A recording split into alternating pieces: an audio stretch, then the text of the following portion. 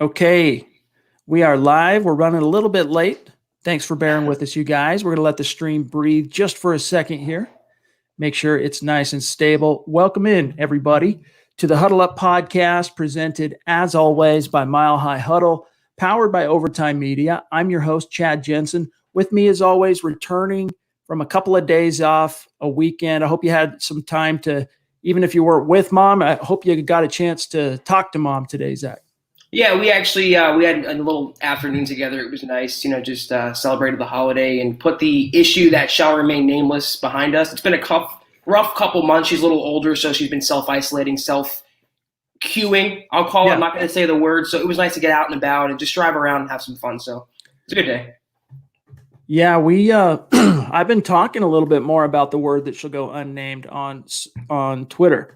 Anyone that's friends with me on Facebook knows that that's a particular topic that I am unabashed to talk about on Facebook, but I've always kept my opinions on that issue off of Twitter for the most part. But the last couple of days, I've just kind of said, you know what?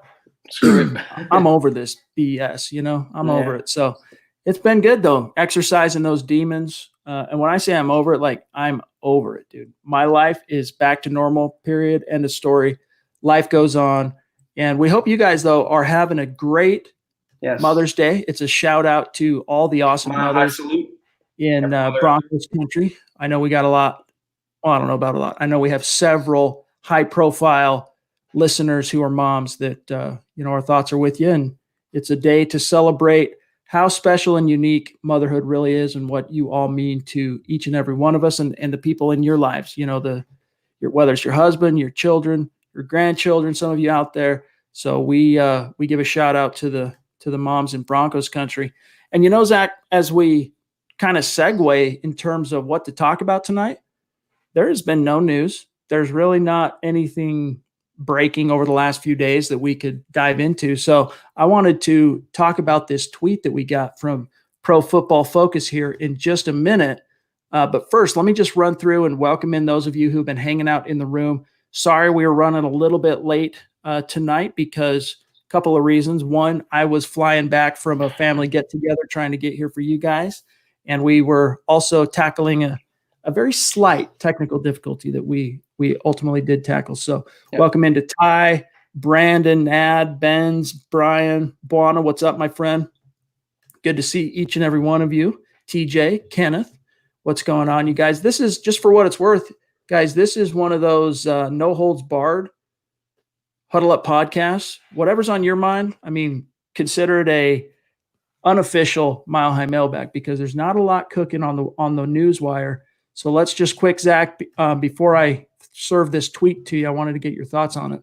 Let me just remind our listeners, make sure you're following the show on Twitter at Huddle Up Pod.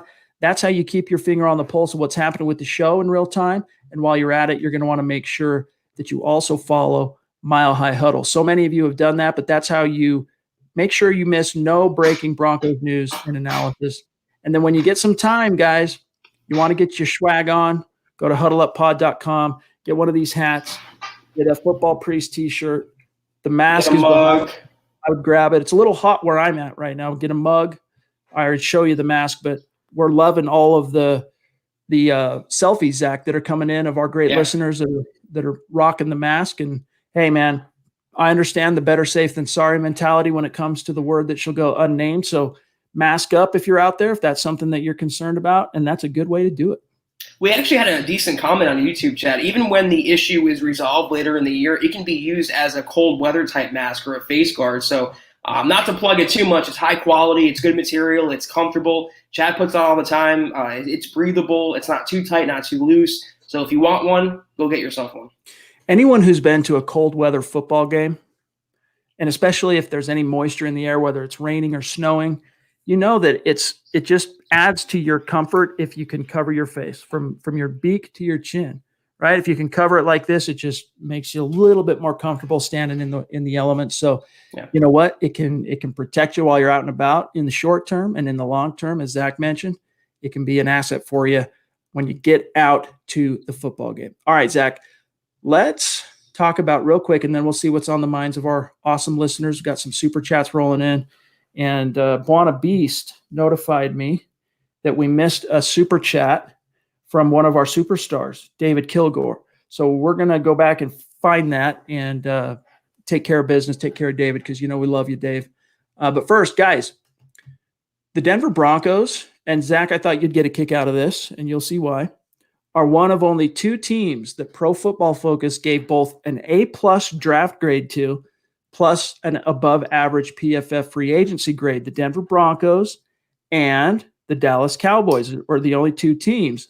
And so it's kind of interesting segueing this into what I wanted to talk about is Eric Trickle today, and I guessed it on his podcast last night. That was a lot of fun. It was good to talk to you guys then. But Zach, he published a rankings article today, ranking the Broncos position groups from strongest to weakest. And suffice to say, there were some questionable things for me, but he did it completely based on what the proven talent, proven production on the field in the NFL. So, for example, you think about the fact that Pro Football Focus gave the Broncos an A+ grade, Zach, in the draft, plus an above average free agency. Well, what did the Broncos center on in the draft? It was very much wide receiver, bringing speed to the offense. On Eric's list, wide receiver is number 8. And his rationality behind that is that Cortland Sutton is the only proven NFL wide receiver in that depth chart. If it was based on potential and expectations, it would be ordered differently. But your thoughts? I think that's fair from Eric's point of view. As much as we love Jerry Jeudy and KJ Hamler, they are still unproven in the NFL. They have to make their bones as professional players and take that next step. I happen to agree, though, with PFF all the way around. I'm not going to go on a Cowboys tangent, but they absolutely destroyed the draft. They had a really solid offseason, even signing Andy Dalton for $7 million. The Broncos, their trade for Jarrell Casey for a 7th-round pick, Boye for a 4th-round pick, to get Jeudy at 15, not have to give up draft capital, Hamler in the 2nd round, Moody later on, Cushenberry where they got him, Chad. I happen to agree the Broncos really had a solid offseason, but I'm not using either PFF's rankings or anyone else's subjective listing in terms of ordering the Broncos' moves. Nothing matters until they get on the grass and prove their worth on the field. It's all well and good right now. Everyone is 0-0 on May 10th. The Broncos, Cowboys had really good off seasons. It's not going to matter, though, if it doesn't come out, as you say, Chad, in the wash. It's got to come out in the wash. And just to complete this, I guess I can do really quick here. Bear with me one second. I'm going to do a share screen so you guys can get a little bit of a visual as we go through these really quickly. And I'm sorry, Eric, if we're stealing one of your content ideas for your podcast next week. But here's how he's got them ranked. I just want to run through these real quick, Zach. He's got running back number 1 as far as the strongest position group the Broncos have from a proven talent perspective. I would probably – you would say what? Outside linebacker. That's exactly what I was going to say. So running back 1, tight end 2. It is a log jam at tight end right now. Defensive line 3, special teams 4, offensive line 5. Then he's got safety at 6, edge rusher at 7. So outside backer at 7, wide receiver again at 8, and then quarterback at 9, linebacker at 10, and cornerback at 11. So his rationale on Drew Lock, let me just read this real quick. Quote, "This is not an indictment, the fact that the quarterback is ranked 9th, on Drew Lock. Jeff Driscoll is a solid backup option, and Brett Rippon will compete for it. Meanwhile, the starter, Lock, is loaded with potential, but he has a lot of growing to do to prove he is the guy. Quarterback is the most valuable position in football, and not having an answer here could really drag the team down. So hopefully Lock steps up and improves his play to be that long-term answer for Denver." Close quote. Your thoughts, my friend? It's as much as we love Drew Lock, Chad, you and I are bigger Lock fans, I think, than most other media or analysts. He is still unproven. He's only played in 5 games. He was an unknown commodity last year, so teams didn't have film on him. This year will be changing. Teams are going to be keying in on the Broncos passing attack, looking to limit his options in the passing game. I just disagree with how Eric, and all due respect, how he ordered the list. To me, tight end, who's proven in that room? Hireman's not proven. Fumagale's not proven. Nick Van Et's no one to write home about. Noah Fant's not proven. I would order that a little differently. Wide receiver, at least you have Cortland Sutton. He's a stud. He's a no doubt about it. Safety's up there to me, Kareem Jackson and Justin Simmons. But edge rusher, to me, if you're ordering the strengths of the Broncos, Vaughn and Chubb. You can't get better than that, Chubb. I'm wondering, you guys, if the super chat that was missed, if it was on our show, Buona Beast, maybe text me if it was on our show or it was on one of the Dove Valley Deep Diver shows, because I'm just scrolling through the YouTube analytics looking. Oh, here's one. Was it about Clowney? I don't think that actually doesn't sound familiar that we talked about that. Let me just grab this from Tanner, and then we'll grab the one I think we might have missed from Dave. Tanner says, and thank you for that $5 super, my friend. Thank you, Tanner. Says, hi, guys. If you could have the 2013 offense, and the 15 defense on the same team, who would be your ideal coaching staff from the Josh McDaniels to the Vic Fangio time period? So you got the Peyton Manning 2013 offense, you got the Wade Phillips 2015 defense. Who would your head coach or coaching staff be? I mean, Zach, I don't know. Gary Kubiak would probably significantly dumb down that offense that was so prolific in 2013, but I got to go with Kubes because he brought home a world championship. Yeah. You know, I could maybe go with Vic because I like what I'm seeing so far, and I like the coaches he's put around him. But I'd probably answer off the cuff like this. Really interesting question, by the way, Tanner. Yeah, with Kub, who brought home the bacon. You know what? What I did like about Kubiak is that he ran all sides of the ball. Yeah, he was an offensive-minded guy, but he stuck his beacon on defense, special teams. He was really a well-rounded head coach. I have to think of, though, for defensive prowess, Vic Fangio and Wade Phillips chat on the same staff. Fangio as the head coach and Wade as a DC. Kubiak as the offensive coordinator and McDaniels. That would be an all-star coaching staff. But I will say again, the Broncos could have had, in reality, Kyle Shanahan, head coach, Wade Phillips, defensive coordinator. That, to me, is my all-star Man, cast. It's crazy to think that could have been a possibility. I mean, Kyle Shanahan did the rebuild in like a light speed rebuild there in San Francisco. And even though they came up short and they lost in the Super Bowl, you always are going to wonder, if you're a Broncos fan, what could have been. But that is a ship that sailed. It's Vic Fangio, it's Drew Lock, it's Pat Shurmur, and Mike Munchak. And there's a lot to be excited about with this current coaching staff, especially if they can get this young talent that the team is teaming with developed. That was another thing that Eric talked a lot about in that article is it's all great on paper. The potential is obviously through the roof, but these coaches, the onus is really on them to get these guys developed and translate that potential into on-field production.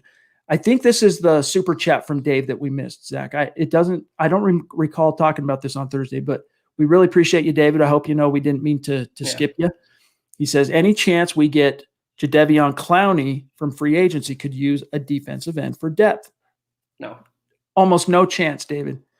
And even if there were a chance, where are you going to play him? You're going to make him a 5-tech defensive end where he's playing inside, contending more with guards and centers than he is tackles. Like, for example, you're going to sit down Shelby Harris. You're going to sit down Jarrell Casey, probably Shelby, if that's what you were thinking. Or are you going to put him on the edge, stand him up, 2-point stance, and let him rush against tackles like Vaughn and Chubb? And if that's the case, Zach, who are you sitting down, Vaughn or Chubb? So I just don't see it happening.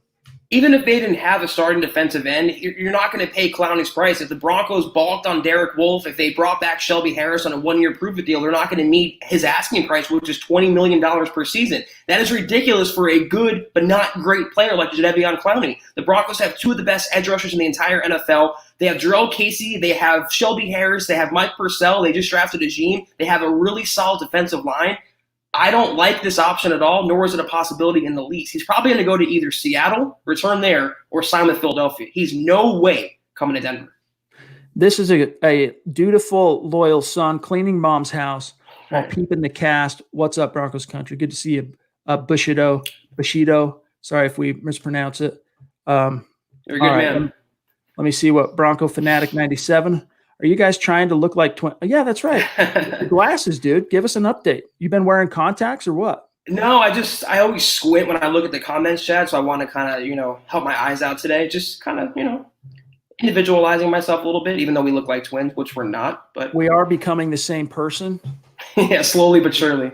Yep, it's just what happens when you podcast every single day for 2.5 years. Zach Lee Butler jumping in with a $2 super. Appreciate you, Zach. No new offensive line. Is that Munchak or Elway power move? I think he means no offensive tackle, right? Because plenty of new offensive line interior. I mean, from Graham Glasgow to Lloyd Cushenberry and Natani Muti, plenty of new offensive linemen. As far as the tackle thing, is that Munchak or is it an Elway power move? I think it's a little bit of both, Zach. I honestly do. I think Elway, we talk about the fact that as it stands, there's a little bit of egg on his face, Elway that is, because Garrett Bowles has yet to live up to his draft pedigree. And it's not just the fact that Bowles hasn't played well and has had a lot of, facepalm moments.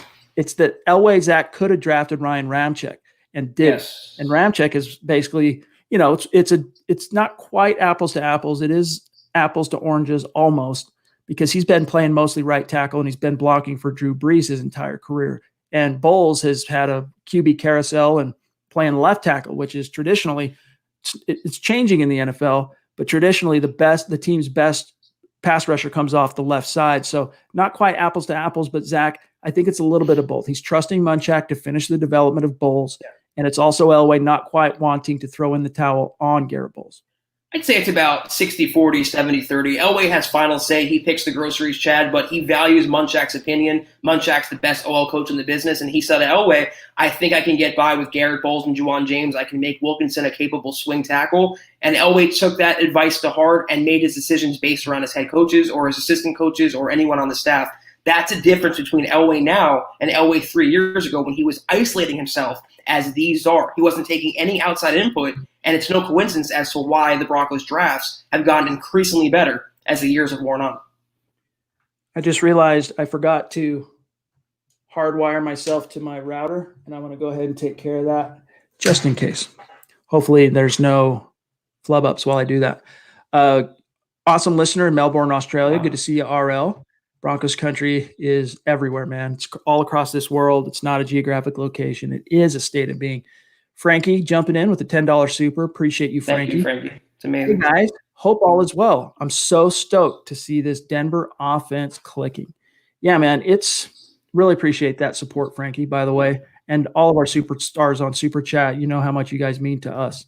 But it's going to be so fun, dude, to see how this takes shape, because Eric Trickle, for example, a lot of our YouTube audience probably saw that video he published early Sunday where he was just kind of going through a few scenarios of different personnel packages that with the current talent that's on this roster now that Pat Shurmur is going to be able to utilize and move around in order to exploit the opposing defense. And man, you think about getting two tight ends on the field, like I wouldn't be surprised because of, Zach, the speed that Albert O brings to the table, and of course Noah Fant as well. You got two seam-busting tight ends. Yeah, you got a lot of wide receivers. It's an embarrassment of riches there, Zach, but it wouldn't surprise me to see Shurmur start utilizing more two tight end sets just so that he can, for lack of a better term, F with the opposing defense coordinator. You know what's great, though, Chad? Every single pod without fail, someone or another will say, I'm so excited to see the Broncos offense. I'm so excited for this season. I'm so ready to see Drew Lock. We haven't had this much hope or optimism or excitement or passion since Peyton Manning, probably back to 2013, 2014. For tortured Broncos fans, and us included, who've been covering the team through all these terrible quarterbacks, through all these non-playoff years, it's very gratifying to see it almost pay off, the hope and the groundswell of support behind Drew Lock as the franchise quarterback. I'm as excited as everybody else. I want to see Lock in action. I think he'll be the best Broncos quarterback. Obviously, they've had since Peyton, but it's just so rewarding to see all the excitement, every single pot without fail, Chad. Absolutely. I think we're having a little bit of a connection issue. You hearing me okay, Zach? Give me a thumbs up. We're good? Yeah, you were lagging a little bit there. But just coming in on. Yeah, okay. Sorry, guys. I actually have an appointment with, again, hardlined into, I wonder if maybe I should just unhardline. Maybe that's the problem, because we weren't having any problems before I did that. Bear with me 1 second. I'm going to unplug this thing. It's the beauty of live podcasting. Yeah, guys. There's when you got two football priests live streaming from their home offices, sometimes you're going to have to roll with the punches. Meglasius Harris, that's a really cool name. It looks like you might be a Guar fan, the band Guar. Do you think we will be 11-5 this season? Hashtag Broncos. Ooh, there's a faux pas right there. You're going to get some hate there, dude. Broncos country, my dog. 11-5, Zach, when I went back and and did the game-by-game prediction based on our gut prediction when the schedule came out on Thursday. It ended up being 11-5, and I know that is just so rosy, but I'm sticking with it for now, and I'm going to reevaluate in August. It's not necessarily a guarantee. I'm not saying that. It's a bold prediction. It's literally a 10,000-foot prediction at this point, but I really don't think 11 wins is completely outside the bounds of the plausible, just the way this schedule is shaping up. I don't either. I mean, I've been predicting 10-6 for the longest time now, and who's to say they can't win another game and go 11-5? If this is legit the year of Drew Lock or anything close to it, they can go 11-5, 12-4. I mean, the Chiefs are their only roadblock to get to the playoffs. But if they can just either split with them or maybe sweep them or beat the teams you're supposed to beat and a couple others, there's no stopping the Broncos, depending on Drew Lock's progress, from going 11-5. It is certainly possible. Leroy jumping in to let us know he ordered a scarf and a shirt last week. That's awesome, man. We really appreciate you. You know, before the word that shall go unmentioned hit, you would have already had that by now if you ordered.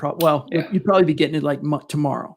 But it's a slight, I think, 2-day delay than usual because of what's going on. It's slowed things down slightly at the merch store, but nothing that you're going to miss. It's nothing that's going to, put you out. So make sure, Leroy, when you get your swag, you hit us up on social media, hit us up on Twitter, send us a selfie, and we'll shout you out and give you some love. David also letting us know here, one of our superstars, bona fide superstar. Thank you, David. Appreciate that, David. He says, I ordered a face mask a couple days ago. Looking forward to getting it. Just make sure, David, you shout us out. Let us know when you get it. Send us that selfie so that we can show you some love, my friend. King Hicks, good to see you. Speaking of superstars, good to see you guys. All right. It's going to do – dang it. I thought I could avoid it, but it did a jump. So let's grab Angela, and then I'll scroll up and hope we didn't miss anybody. Really appreciate you, Angela. You are one of our superstars on Super Chat. We really appreciate you. That's amazing. $21 super up in Canada. She says, love Fangio and the coaching staff teachers versus Wade that maximize the talent, then falls off. Shanahan is spilled milk. This staff teaches. Hope the offense can do it too this year. # state of being.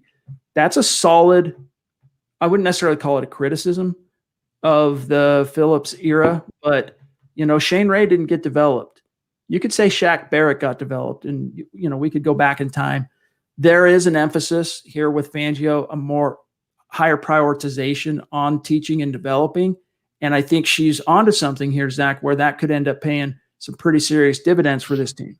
What I do like about Vic Fangio compared to Vance Joseph, which is everything, but one thing I like a lot is that you see him on the sidelines interacting with players. He's not standing there with his arms crossed. He's not ignoring one side of the ball or the other. Vic Fangio is a true hands-on teacher, so I love coaches like that. And to the bigger point, it's true that Kyle Shanahan is spilled milk now. We can't cry over him. We can't rue him. I just brought that up because that would still be my ideal coaching pair is Shanahan as the head coach and play caller and Wade Phillips as a DC. I just think the Broncos would have been set up for a long period of success if they had those coaches in place.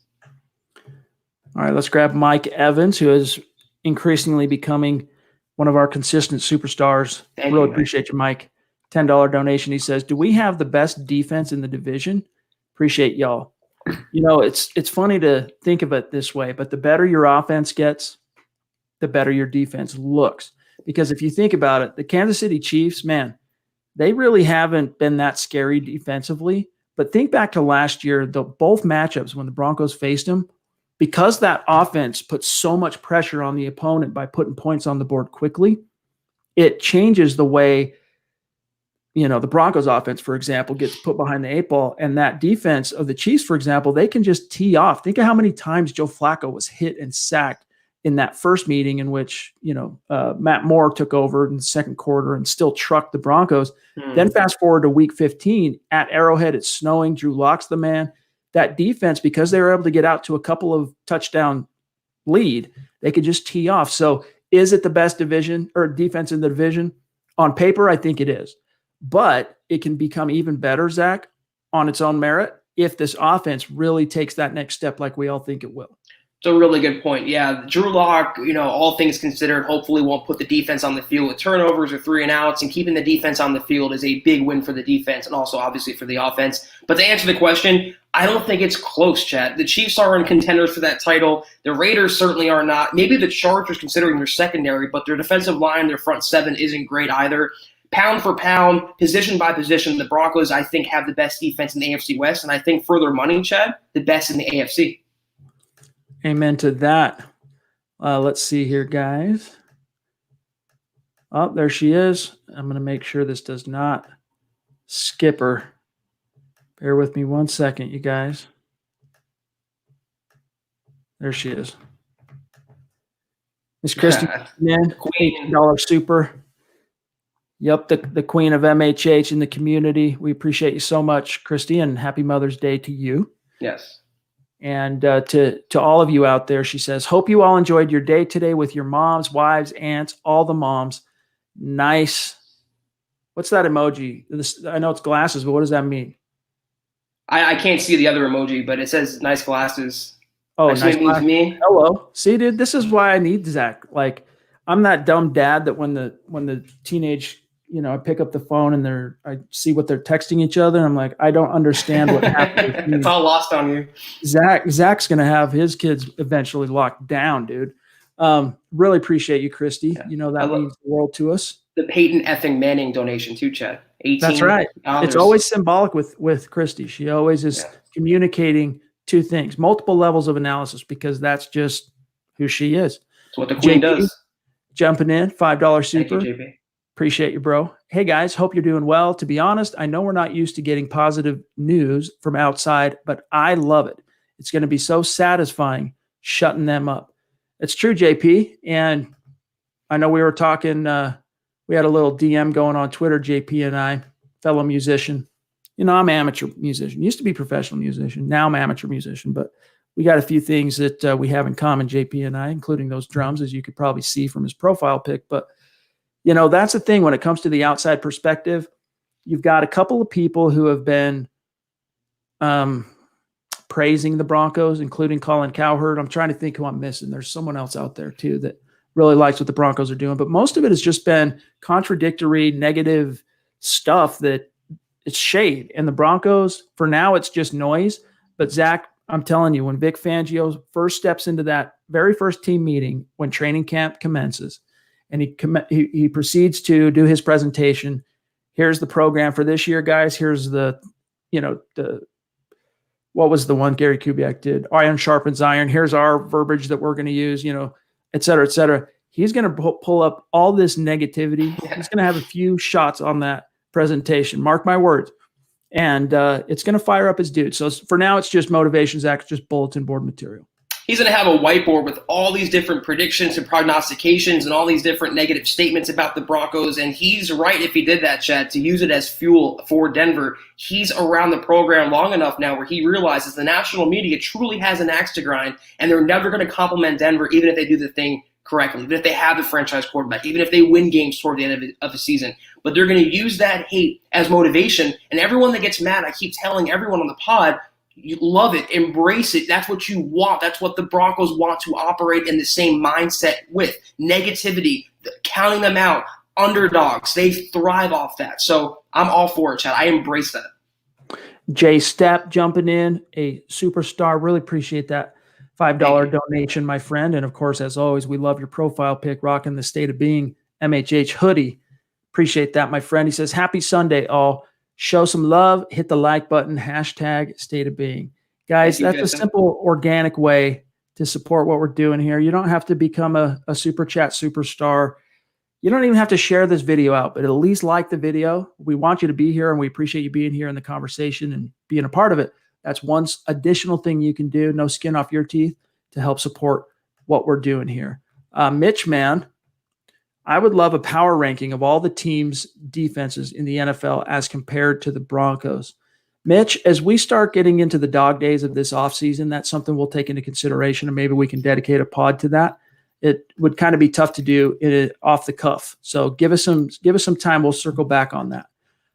Oscar jumping in, $5 super. Appreciate you, Oscar. Glad to support the channel. Well, we appreciate you. Yes. If Bradley Chubb bounces back from injury, how would you feel about extending him early to get a more team-friendly deal?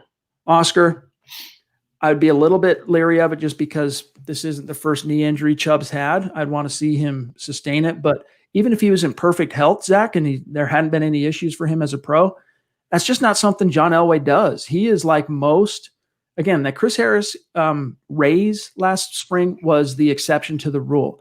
Elway is like most GMs, and that is they don't show them the money. They don't open up the checkbook until they absolutely have to. So that's just the way it's going to be. Now, could they have probably saved a few bucks, Zach, if they would have done that like with Justin Simmons last year? Like about this time last year, if they would have come to the table, they would be getting him for probably half of what he's going to earn APY this year.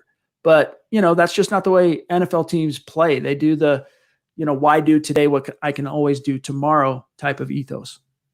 Well, that's the thing, though. Justin Simmons didn't have a contract beyond last season, though. He was going to be a free agent. Bradley Chubb's still under contract, so the Broncos have no incentive to extend him early. He's under his rookie deal. Same with Drew Lock, same with Cortland Sutton, Phillip Lindsay. Why pay these guys way before they have to? I'm all for extending Phillip Lindsay, but the Broncos' mindset and their thinking is they're being signed. They're playing for peanuts right now. Why should we give them millions in guaranteed money? I just have him play on the rookie deal. So I'm with you, though. As much as I love Chubb, I want to see him come back from that injury. I want to see him beat his 2018 form, and then I'd consider it. But knowing Elway, he's going to let that train just coast until it's in the station, Chad, until he has to pay Bradley Chubb and everybody else.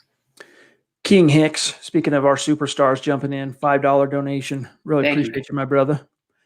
And, we appreciate you keeping that supply chain rolling through all these last 2 months of uncertainty. He says, just want to give my MHH family a shout out. I appreciate everyone for showing support, and I really enjoyed chatting with everyone. Hashtag Chad and Zach rule. Broncos world, baby. Hey, man, we appreciate you, King Hicks, and it's obviously the least we can do. You're a big part of the community, and we really, really do appreciate you. Donnie Boy here, Zach. Albert O is 3 words, a red zone threat. That corner fade route he runs is money in the red zone. It's almost automatic with Drew throwing the ball. It's poetry, and that's true. I mean, that's one thing that Locke talked about, Zach, in his virtual presser last Tuesday, is go back and look at the tape of when Albert O and I were at Missouri. He's such a big, enormous physical human, and he's athletic and he's fast. That corner route in the red zone was something the Tigers used consistently to make some hay. Thought he meant that Albert O's last name is 3 words. I was getting ready to agree. It's a mouthful. Yeah. I agree, though. He's not the biggest guy. He's not the fastest guy in the world. I wouldn't say he's Travis Kelce reincarnated, but they have really good chemistry, Drew Lock and Albert O. He's a seam buster down the middle of the field. As Chad just said, a great red zone weapon. He's going to help out this offense, but don't expect them to be Gronkowski and Hernandez right away. It's going to be Fant as a tight end 1 in Shermer's offense, and then any other scraps after him will go to Albert O. Christy jumping back in. Really appreciate you. The Elway donation. Going, y'all. We really appreciate you, Christy. Thank you, Christy. Kenneth Booker brings something up that is a sore spot for each and every Broncos fan, and even those who cover this team, because when you cover a team, you try to maintain an objective perspective in your analysis, but you can't help but become invested in the team. You care. You can't not care. And I mean, ask anyone who's been assigned that's come from outside the market, taken a job in Denver, now covers the Broncos like my partner here. You end up becoming invested. And Kenneth here says, why is Randy Gradishar not in the Hall of Fame? He has almost 900 more tackles than Mike Singletary in 2 less seasons and averaged 14 tackles a game. Your guess is as good as ours, my friend, other than the fact that it's a Bronco bias in the Hall of Fame. And this was something that I mentioned to Carl Mecklenburg, who's another egregious omission from the Hall of Fame. Just a couple of days ago, we talked on social media, and it doesn't make sense. If Carl or Gradishar or Dennis Smith, for example, if any 3 of those guys played in Pittsburgh, Dallas, New York Giants, Green Bay Packers, we can name a few more, they'd be in the Hall. It is a Bronco bias. They'll explain it by saying they didn't bring home a world championship. Any of those 3 players didn't play on a world champion team. But to me, that's just the excuse, Zach. That's just an excuse. It's the same reason that it took Pat Bowlen forever to get in, Steve Atwater forever to get in. Same reason that Mike Shanahan's still on, and considering he won multiple titles and he's one of the best coaches of all time, Chad. I don't know another way to put it. It's not having enough recognition from an NFL sense or a general sense, a community sense, a common human being sense. I can't explain it. Chad can't explain it. Hopefully, though, with Atwater getting in, Bolin getting in, it will open the floodgates for future Broncos in the years to come. Jay Step with a good question here, jumping back in. Who is the bigger threat, the Las Vegas Raiders or the LA Chargers in the division other than us?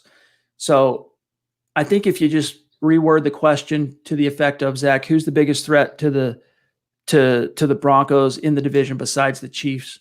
For me, honestly, it's the Las Vegas Raiders.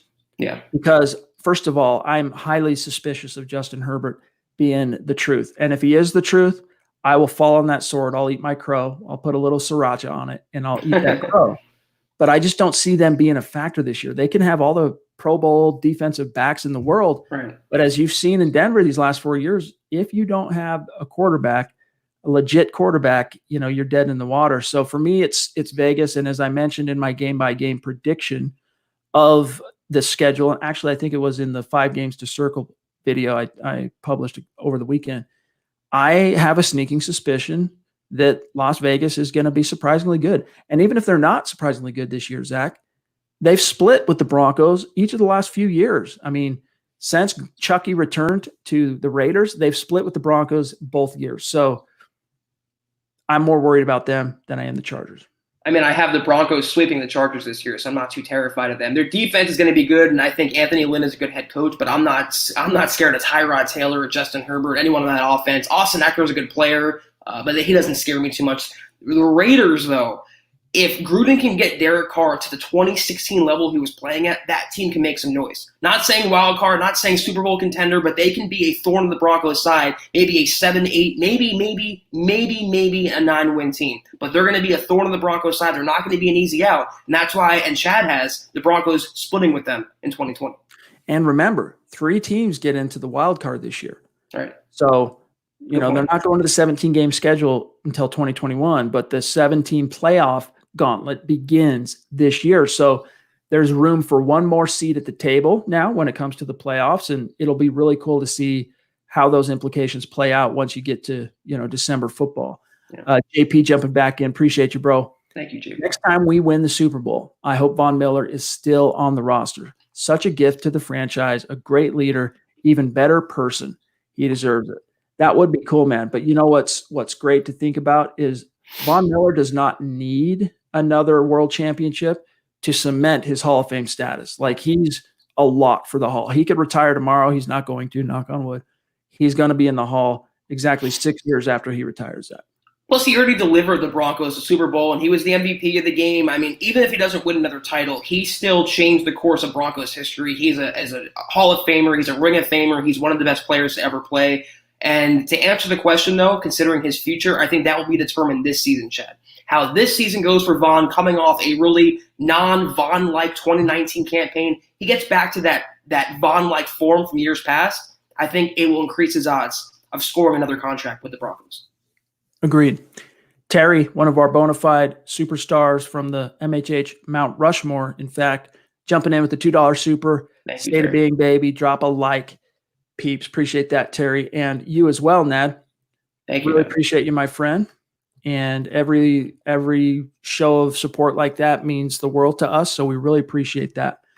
Andy jumping in. We don't want to neglect our Facebook audience. How many home games do you guys average a year? If you can only get to one home game this year, which is that game? One fan in Kansas and the world. Love the broadcast. Thanks again. Andy, I circled, for what it's worth, I circled 5 games on the schedule. I circled the home opener against Tennessee. I circled week 3 against Tampa Bay just because of Tom Brady coming back to the Mile High City. I circled week 7, I want to say it was, against the Chiefs in Denver. So 3 home games already. Week 10 on the road against the Raiders. That's an away game. And then week 15 against the Bills. So any of those 4 home games that I just mentioned, those would be great games for any fan to get to because they're all going to have unique implications beyond just, this is a great matchup. Like, it's going to have some kind of play, with the exception of the Tampa Bay game. That's all about just Brady storylines and Drew Lock measuring himself against one of the GOATs in Denver. All those other games, Zach, they have implications for the postseason. I would like to see the Saints game as well, Chad. Drew Lock versus Drew Brees. If the Broncos are facing a bona fide Super Bowl contender with a Hall of Fame quarterback, how they match up in that game, depending on if they won or lose the previous week. I want to see how Lock goes toe-to-toe by that point in his first season as a starter, where he's more comfortable, where the season's already well in play. I want to see how he matches up with a team like the Saints to go along with the games that you mentioned as well. Ian wants to know on Facebook, would you guys try and get Earl Thomas if the price is right in a trade? If his wife will let him go. Got to get his brother, too. It's a package deal. It really is, guys. Google it, okay? First of all, it'd be great to have a three-headed safety attack that was Justin Simmons, Kareem Jackson, and Earl Thomas. But it's just not going to happen. In a perfect world, the answer would be yes, Ian. But in a practical sense, can you fit his contract under the current salary cap? You probably could, but then you're going to be right up against it. You're not going to have that Evan Mathis slush fund. And one of those three guys is going to be doing a lot of sitting on the sidelines because you're going to roll with your big nickel meaning three safeties on the field quite often, depending on the personnel packages you're going up against. But one of those three would not be getting starter snaps. So it's fun to spitball, Zach, but not very realistic as an option. I hate to be blunt about it, but I don't want a guy whose wife held a gun to his head. I don't want a guy who's engaging in orgies with his brother involved. I don't want a guy who's flipping off his head coach on the sideline while getting carted off the field. No to Earl Thomas. I'm good with Trey Marshall in that role or Douglas Coleman. Just a heavy, hard pass on Earl Thomas. Good points, all. Yo, DB for life, Denver Broncos for life. Hey, guys, is it true that we might be playing in London one game of the schedule? It was. That has now been canceled because of the word that shall go unnamed. Yeah. The game's still taking place, but it turned from a neutral setting in the United Kingdom to an away game against the Atlanta Falcons. So that game will be played in Atlanta, Zach. Unfortunately, and so many great members of Broncos country are in the United Kingdom. It's tragic that they're getting that taken away from them, but the NFL is just playing better safe than sorry. And certain countries are a little bit more absolute about their public, what's the word I'm looking for? The way the schedule is going to unfold, between now and then in the United Kingdom in terms of social distancing, probably going to be quite different than the way it ends up unfolding in the United States. So the NFL is just playing it safe. And rest assured, the Broncos more than likely will be awarded a London game next year to make up for them not being overseas this year, part of the international series. But the good thing about it is, though, the Broncos bye week comes before that Atlanta game now, an early East Coast road game, so it worked out to the Broncos' advantage either way. David jumping back in, bona fide MHH superstar. David. Appreciate you, bro. Have you guys heard anything out of Dove Valley about us going after an offensive lineman in free agency? Really hope we get Jason Peters. Also looking forward to Madden 21 coming out. Yeah, man. I used to seriously set my clock to Madden. Yeah. But ever since Madden's been around since the 90s, so I'm dating myself a little bit. But ever since I started MHH, I just don't have as much time to play Madden as I would like to in a perfect world, even during the off season. But I'm with you, David. I'm still going to go out and buy it. Even if I don't get to play it much, Zach, my boys will play it like crazy. I used to wait in line at midnight at GameStop for the new releases of Madden every year. I was a huge Madden player, but it seemed like years ago the game just was a new roster update for $60, $70 a year. It wasn't worth the money or investment. I was disappointed in Madden the way it was laid out. Not to get into it now, but it's exciting that it means football's around the corner, but I'm not personally invested in Madden any longer. As far as the free agent, and by the way, yo, DB for life, we appreciate you, my friend. That means a lot to us. Thank you. David, as far as the free agent tackle question, I really don't think that it's going to happen if and until the Broncos get to training camp and things aren't shaping up at offensive tackle with Bowles or James is nursing something with injury-wise. Or I just think they're going to wait on that. And even if it means risking a guy like Jason Peters or Cordy Glenn getting swooped up between now and then, the Broncos can justify that to themselves because they can say, well, by the time we get to training camp and you get into August, even preseason, you're always going to get those surprise roster cuts that you just didn't see coming. And we'll just find a way, if push comes to shove, to make the most of it if and when that happens. This is a pretty funny comment, though. Speaking of Madden, Bill O'Brien makes his springs according to Madden rankings. You know what, though? I agree with you, Chad, but I agree for a different reason. I think the Broncos are going to wait, but that's because it drives down the price of Jason Peters, drives down the price of Cordy Glenn, Kelvin Beachum. The longer they're on the open market, the cheaper they can come. Jason Peters just sent out a video through Adam Schefter, or his agent did, of him working out. He was looking very explosive, fast, quick feet. The guy is 38, but you would never know it by the shape he's in still. So he's probably holding out for starters' money or starters' job. I think the Broncos, if they do wait, it will be money and financially driven, Chad. Amen. George jumping in, one of our bona fide superstars as well, MHH Mount Rushmore. Thank you, George. We appreciate you so much. George, he says, getting lots of compliments here in New York on my MHH mask. Good to hear. Good to hear. Gonna have to purchase a couple more. Yeah, you gotta have freshies, right? You gotta have freshies for when you're out and about. But Thank you, George. Yeah, that's good to hear, my friend. Dave D in Cali jumping in. Really appreciate you as well, my friend. Looking for a big running game due to the passing threats. Hashtag KJ Blur. Your response to Dave D there, Zach? I do think a passing attack will open up the running game. I mean, play action will work out for the Broncos, and having a two-headed a backfield of Melvin Gordon and Phillip Lindsay, having your receivers being Sutton, you have Noah Fant, you have Jerry Jeudy, KJ Hamler. Who do you defend? So one will play into the other, Chad. If they can get their passing game going, the running game will open up, and vice versa. There's no such thing as too many weapons. The offense will be balanced and fun to watch.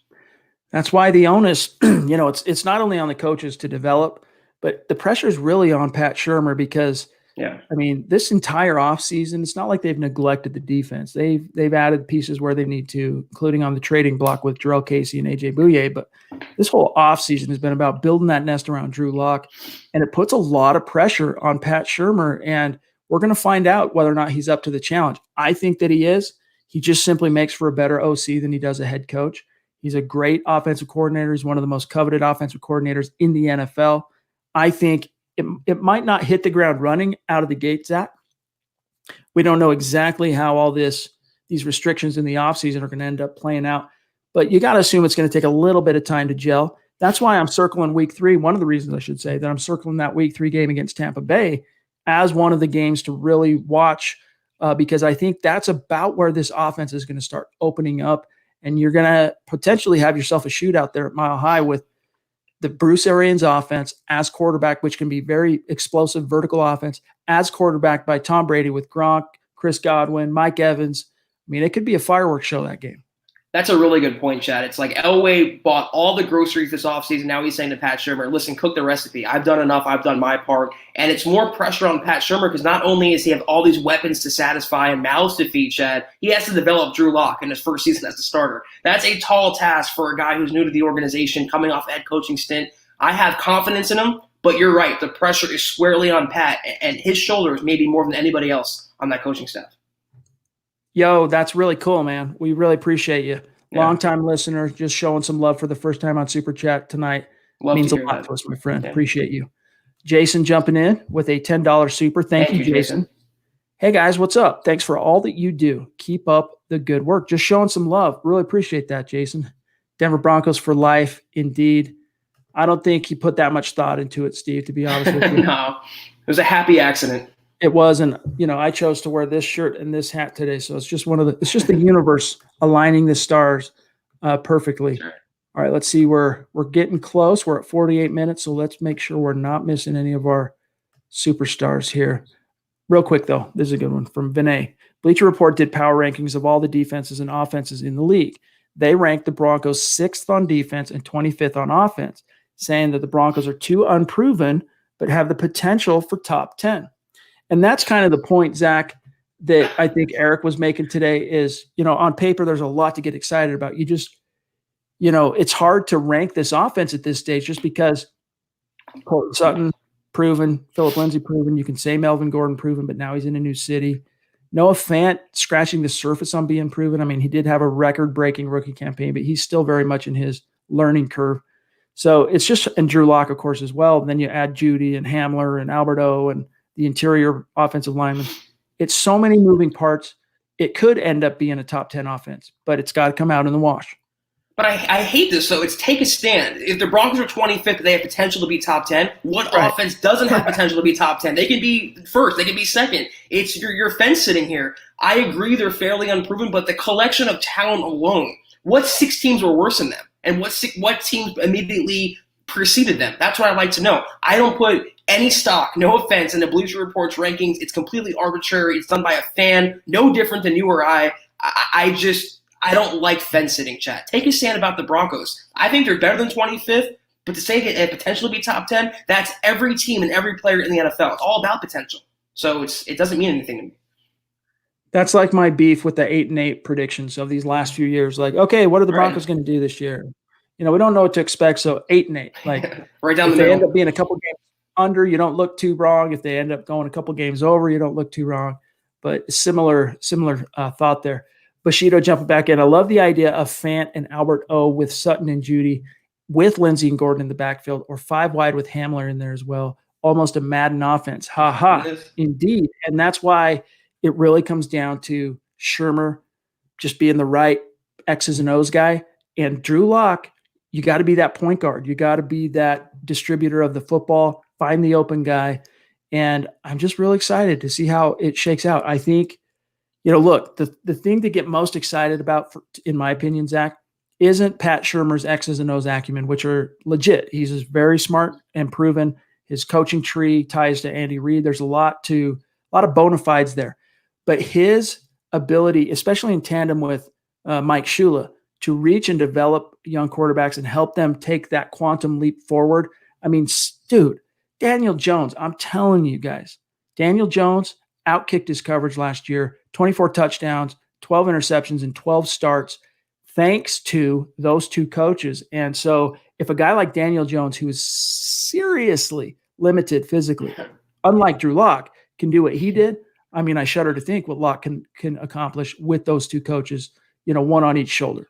It can be a Madden offense, and on paper it's a Madden-type offense, but we have to be realistic as well and think there's too many mouths to feed. And Pat Shermer is not a magician. He's not a god. He's not going to feed them all every time. There's going to be some squabbling, I'm sure, maybe internally. There's going to be players that are left out of the game plan every single week, but you're not going to get KJ Hamler, Jerry Jeudy, Courtland Sutton, Noah Fant, Phillip Lindsay, Melvin Gordon, all the ball in any given week. So you're going to have to think to yourself, okay, Hamler might take a couple weeks to get going. He might be game plan specific. Albert O, he's the second tight end in the scheme that doesn't feature tight end. So we have to be realistic as well. It's going to be a very fun offense, explosive offense, downfield offense. But we also have to keep in mind that Shermer can't feed every single player. Some are going to be better than others with Drew Lock under center this season.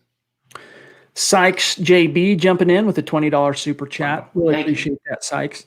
And if you're on Twitter, reach out. And this goes for all of our superstars. Make sure you reach out and let us know who you are. You might already be following either Zach or myself. You might already be following Mile High Huddle or at Huddle Up Pod. But just reach out and say, hey, I'm just connecting the dots for you. Because so many times the name on YouTube is different than the handle on Twitter. And sometimes even the name on Twitter and the handle are different. So I need people to just spell it out for me. This is who I am. For example, like Kevin P did today on Twitter, one of our superstars who let me know exactly who it is. And it helps out a lot. He says, just got in. We'll listen later, but sure was great. Really appreciate you, my friend. Awesome. We got a Twitch. Guys, I don't know anything about Twitch because I'm not a huge gamer. All I know is I was told by someone that whose opinion when it comes to digital media, I trust. He said, you got to start streaming on Twitch. If you're already streaming on YouTube and you're already streaming on Facebook and you're already streaming on Periscope, you got to also start streaming on Twitch. And so I created an account, just started doing it. And I don't know how to grow that audience other than just put out the content. So Chromie, welcome in. Appreciate you spending some time with us here tonight. Wants to know if the Broncos should trade for Lions center Jake Lentz. No, my friend. The Broncos have a starting center now by the name of Lloyd Cushenberry that they procured with the 84th pick in the 3rd round of the draft. We're rolling with that dude. And they got their guy from the Lions and Graham Glasgow. So they've poached the Lions pipeline, all they're going to do this season. Yes, dude. Earl Thomas. Just Google it, dog. Just Google it. I was going to say, read the question, Chad. It's so surreal. Earl Thomas, orgy with his brother. Read it out loud is what I'm saying. It's crazy. It is what it is. But it's funny. It's anytime there's threat of aggravated assault. It's maybe not funny, but still, it's or murder, first-degree murder. Right. It's a unique story in the NFL landscape. Derek jumping in with a very generous super chat. Derek, thank you so much. Appreciate that $25 donation, my friend. Make sure you reach out if you're on Twitter. He says, a little off subject, but am I the only one worried that this team may struggle to win games? I think they should like another letdown season. I think they should. Another letdown season would really suck. # Denver Broncos for life. I mean, it's fair, Derek. Listen, after what the depredations Broncos country has gone through these last 4 years post Super Bowl 50, you're well within your right to be worried. Until they prove it to you that times really have changed. I mean, if that 4-1 finish with Drew Lock, that's a lot to get excited about, but you got to pull that through the entire offseason and translate that momentum into 2020's regular season. We think it's going to happen one way or another, but it's well within your rationale rights to be concerned, I think, Zach. The threat is always there, Chad. In the NFL, there's no such thing as absolute truths, and it's a league dominated by parity every single season. That's why no one can predict what's going to happen at any given time. If Locke doesn't take that next step, they can have a down year. If he gets injured, the season could be lost. But we don't ride on negativity. We don't base our opinions and our analysis around negativity or positivity for that matter. We base it around realism, what our eyes are seeing, what our brains are telling us, what we see on film. We happen to think, Chad and I, that Drew Lock is going to take that next step. We happen to think the Broncos are going to be a playoff team, but by no means is it a lock. There's no locks in the NFL. They can easily be 4-12 again, 5-11. We just don't think that's much of a possibility this season. That's why one of the reasons the NFL is king on the American sports landscape is the parity. Teams go from first to worst and vice versa each and every year. And so that's one of the reasons to be optimistic, though, that the Denver Broncos could be one of those worst to first, even though they finished second last year in the AFC West, a turnaround type of team. Derek says, showed a couple of friends some 2019 highlights of Jerry Jeudy and KJ Hamler. They were both intimidated. Ha. Drew Lock with them weapons. Yo, Jeudy, Hamler, Lindsey, Fanton, Sutton. # football IQ. Yeah, man. I mean, again, Drew Lock is going to be loaded for bear on this hunt. Let's just hope he can shoot straight. And what we always like, Chad, is the Broncos devoted their entire offseason to their young franchise quarterback. You have to love their mindset and the way they've constructed this roster for Drew Lock exclusively. All right, let's see what else we got here. We're at 57 minutes. We got to start winding it down, unfortunately, as we get close to the 1 hour mark here. Let me just see here. Bear with me 1 second, you guys. I don't want to skip anyone. We hate doing that. Jay Stepp, appreciate you jumping back in on on Super Chat. Bonafide Superstar. Agree, guys. Lots of weapons. Who will be the two that most stand out for 1,000 receiving yards? I say Fant and Sutton. # state of being. I think Fant will get close. I think Fant, when I say close, I think he'll get last year in Rich Scangarello's offense with 3 different quarterbacks. It was 500 and something yards he had, right? 580 or something like that. I think getting it closer to between 700 and 800 is probably where Fant lies. But there's so many mouths to feed on that offense. Right. To answer that question, 2 most likely, it's got to be Sutton and Jeudy. Hamler, I don't think, is going to have enough touches, or I should say receptions, to get to 1,000 receiving yards. But Jeudy and Sutton are going to consume the majority of the volume, and that adds up over time. I could see Fant being a big contributor in the red zone, only having 500, 600 yards, but having 8 to 10 touchdowns. But in yards-wise, I do believe that Cortland Sutton's no doubt about it. He'll be 11, 12, 13, 1,400 yards. Jerry Jeudy, 9 to 1,000 yards. But you have to remember, Melvin Gordon, Phillip Lindsay, they're going to siphon targets away as well. KJ Hamler, Tim Patrick, Deshaun Hamilton makes the final roster. Cleveland, who makes the final roster. There are so many mouths to feed, so many reps to go around, and these pass catchers are divas. It's not a cliche. Even Cortland Sutton, he wants his action. He's never going to admit it, but he wants to be the guy, the wide receiver 1. And it went back to what Chad was saying about Pat Shurmur. The onus falls on him to feed all these mouths. It's almost an impossible task. It's going to be fun, though, right? Seeing how this thing shakes out.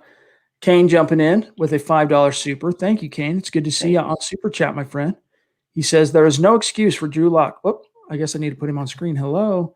There is no excuse for Drew Lock not to take the next step with all those weapons. To me, repping from here in Texas in the Panhandle, by the way. Very cool, Kane. And if you're on Twitter, make sure you reach out. Let's connect. We're going to be shouting you out after this show as a superstar. So connect with us, my friend, if you're on Twitter, that is. And the Texas Panhandle, again, man, it's all about Broncos country is a state of being, baby. But yeah, I mean, a lot of pressure is on Drew Lock.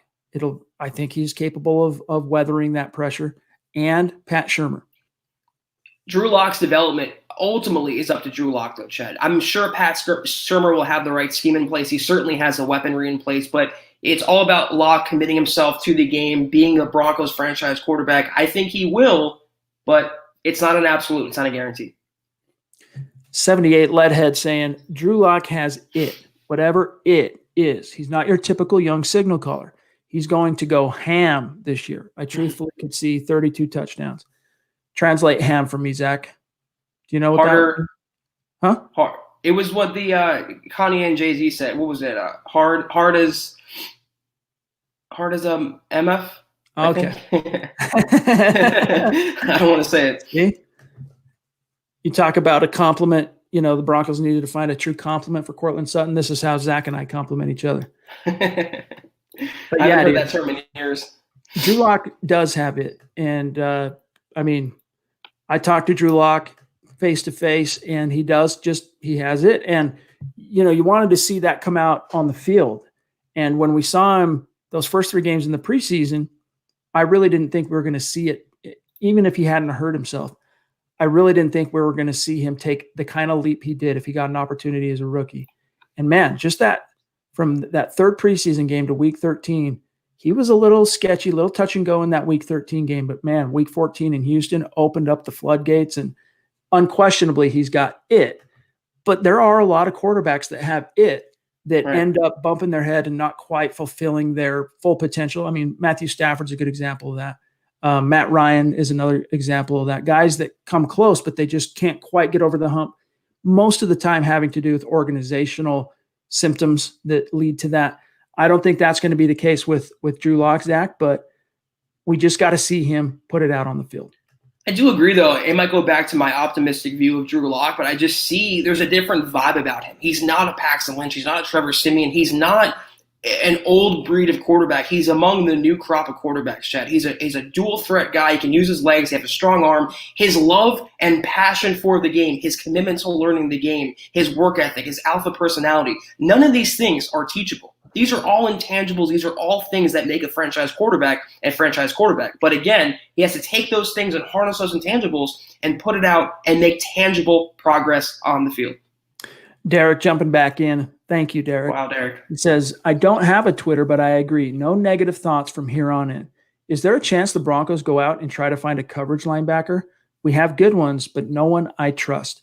I really don't think they're going to do that, Derek. I think if they're going to have one emerge, it's going to be, they believe, Justin Sternad, if he can get fully healthy. I think he will. He's already had that surgery on his bicep. Once they can get to Dove Valley and start working with the trainers, I think Sternad is going to be good to go as a rookie this year. I don't know how much Fangio and company are planning on having to rely on him, but he's the guy. He's the athletic coverage guy. I mean, they got him in the 4th or 5th round, and it might not pay immediate dividends, but it will eventually. In the meantime, the Broncos will use Fangio's zone coverages, which take a lot of pressure off of those linebackers, even though opposing offenses down the stretch last year, man, they really figured out how to single those linebackers out in coverage.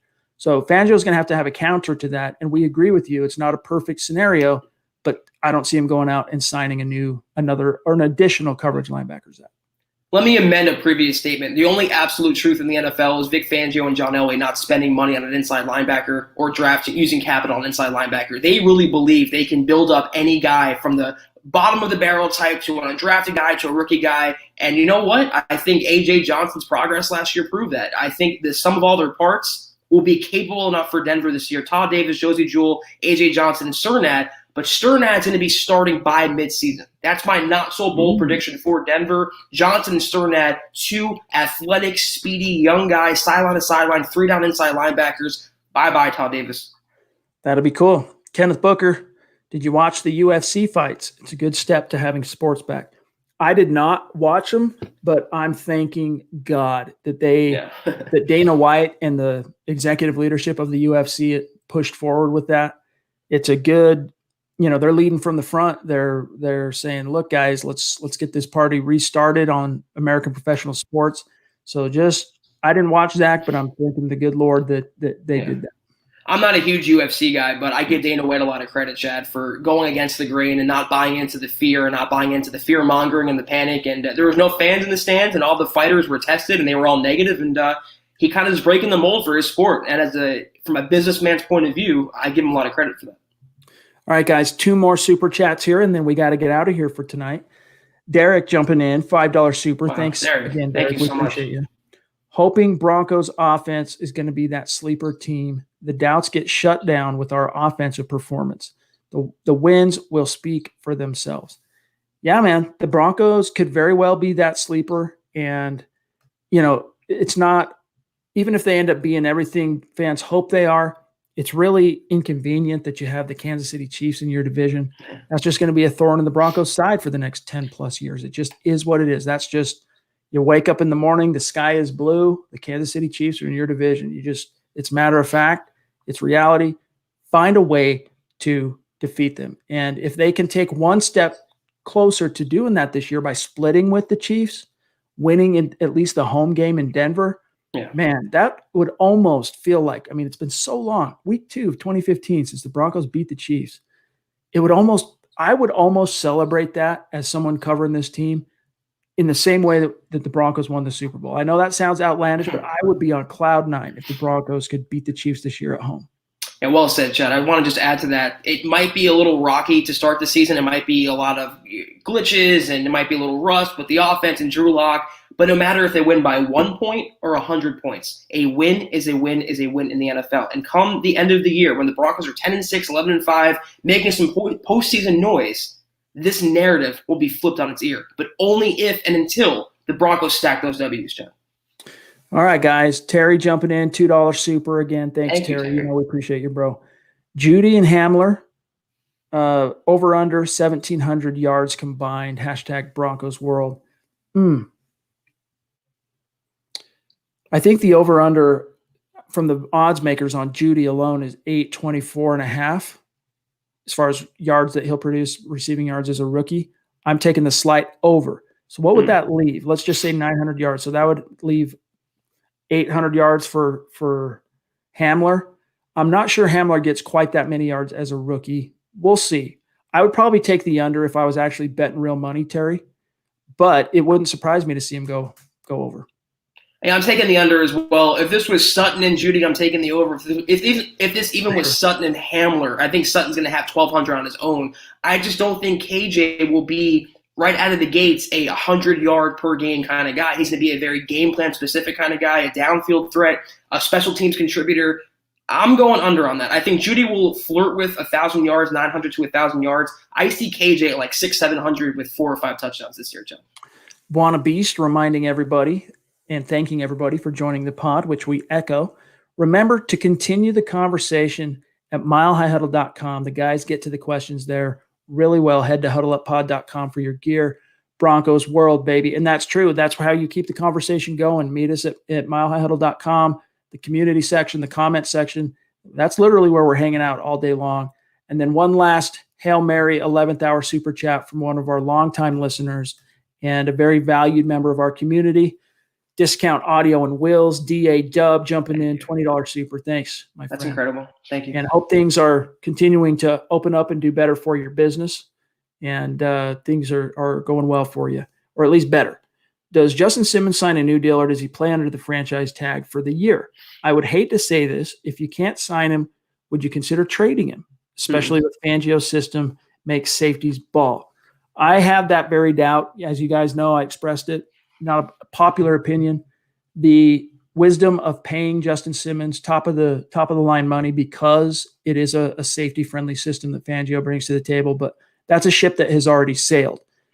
John Elway, every player he has franchise tagged since he became a front office guy, he has worked out a long-term extension before the deadline.